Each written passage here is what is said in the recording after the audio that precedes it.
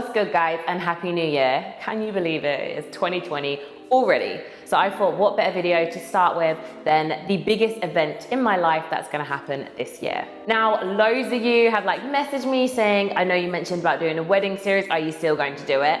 And I'm not gonna lie to you, I completely underestimated how hard wedding planning is. And I am totally not ashamed to admit, I haven't really been enjoying it as much as I thought I would. So I thought, yeah, I'll take you guys along with me, glitz, glam, all this. No. Wedding planning has been me kind of in a messy bun, my PJs on, stressed out. But with all that being said, the wedding is 6 months away now, guys. So I'm starting to get super excited, and I kind of want to fill you in with where I'm at, what's going on, what's left to do. Now, I don't know whether this is going to be a wedding series or not. Maybe it's just me filling you in. There'll definitely be a wedding video, and then perhaps after we're married, I can do a few videos to kind of help you guys out also going to get married. Because I probably have a little bit more experience than what I'm doing now. I'm at the very early on planning stages, even though it's 6 months away. So anyway, let's get right into it. You my baby. Oh gosh. Oh gosh. Anyway, you know I can't wait to spend my life with you, right? Long time coming, right? Oh wow.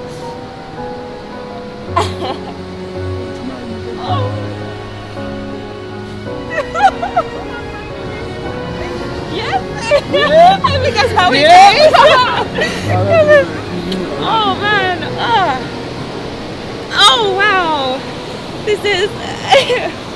I'm such a. Oh. So I'm actually planning the wedding by myself, so there's no wedding planner. I haven't even planned a birthday party before. So going from no experience at all to planning an event for 90 guests, it's a lot. It is a lot, guys. So something I did decide to use was a wedding planning website. I know there's a few, says The Knot, there's GYMWEAR, which personally is what I've gone with. It's been super helpful, to help me figure out my budgets, to find out what's owed, and also it has a checklist. If you Google checklists, there's so many that come up, but I like with this I can kind of tick off what I've done and what's left to do. So where I'm at, all right guys, we had the venue booked and the date booked. So we are getting married in June, this year, 6 months away. So it's gonna be pretty much exactly a year from the date we got engaged, which is lovely, why wait around? Let's get married. No waiting needed. One thing I would say though is, I probably started the planning a little later than I should have. A year, I think, is perfect to do the planning, but I kind of enjoyed the first few months of engagement and didn't get stuck in straight away, which I would definitely recommend. So I started planning, so we got engaged 6 months ago. Maybe I started the planning about 3 months ago.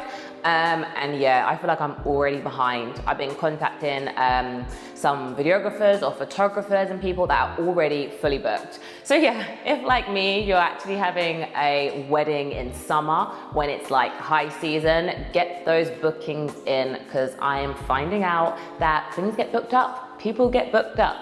Gotta be ahead. So our venue is adorable. We went venue viewing and we only saw one before our chosen venue, and literally when we went into the one we've gone with, we both looked at each other and we were like, this is it. It's gorgeous. So we're getting married back home in the UK. So we wanted quite a traditional British wedding. So we're actually getting married in a manor in the countryside. Very, very nice, guys. The venue is amazing. I cannot wait to show you. They're also sorting out the catering, so we're doing the catering there as well. It's been quite difficult planning a wedding living in LA when you're getting married in another country because of time differences. I can't attend any meetings or meet with any suppliers or vendors. So it has been a little difficult, I'm not gonna lie, but it means everything for us to get married back home with all of our friends and our family. So the one good thing about not having a wedding planner is I'm able to add like our personal touches. So I'm going to show you a few things I've got. So I got this really cute sign made, and we're going to have an unplugged ceremony. I know that everywhere we go now, our phones are glued to our hands. No one's really living in the moment, and I think it's just really important for us to have everyone present with us at such a special time. So yeah, we're gonna have this sign outside of the room we're getting married in. And it just says like, we invite you to be fully present with us. So yeah, this is one really nice little personal touch I have made. So I wanted to personalize some cute other little bits. We're actually gonna have like signature cocktails going around with mine and Sim's favorite drinks. So I thought just having matching coasters, you know, cute. So another thing I wanna show you is I got our table numbers personalized. I'm actually getting sent new ones because they kind of cut these incorrectly. So ignore the dodgy cutting, I am getting a new one. So we've got about 10 tables, I think. And each table is named after a destination, and that destination is personal to us. So whether it's where we met, where our first date is, our favorite holiday, little things like that. So each one has a story that I've written out. Don't want to spoil too much, but I'll show you a few. So we have this one. And I'll show you one more. So yeah, I thought that would be like a really nice touch. And it just makes it even more special. You know, one thing I'm trying to remind myself about this wedding is that it's about me and Sim. You know, when you're wedding planning, people will tell you that, you know, everyone's gonna have an opinion on things and try and say things you should and shouldn't do. And I'm telling you guys, so many people get involved, like with their opinions. And the best thing you can do is shut it out, think about you and your fiance and what's best for you guys. So yeah, I've pretty much done that. I've kind of just decided I'm gonna do what I wanna do for me and Sim and what's best for us. Because at the end of the day, you can't please everyone. So with that being said, one controversial thing me and Sim are doing is we're actually having a child-free wedding. So apart from our niece and nephews. Now our venue can only hold a certain amount of people, and kind of when I worked out how many children there were, it worked out to be about 25 kids when we could have like 90 people. So that means that would be in like 25 of our family or closest friends we wouldn't be able to invite. So it just made sense for us to restrict child invitations. Maybe that is something that not a lot of people will be happy with, but like I said, it's kind of about us and something we decided to do.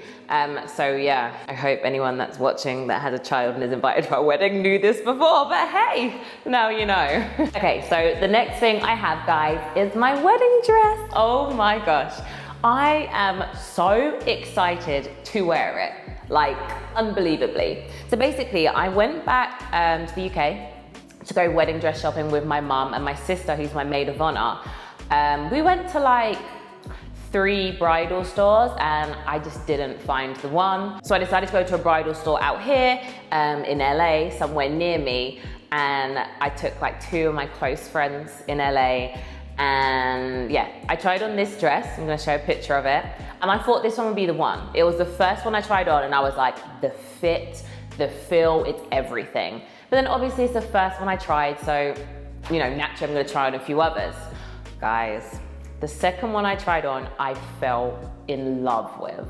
Like, it's just like, wow. I just can't wait to show you guys. It's amazing. It's so amazing and it's so extravagant that I'm actually getting another dress. So I'm wearing one for the ceremony and one for the reception.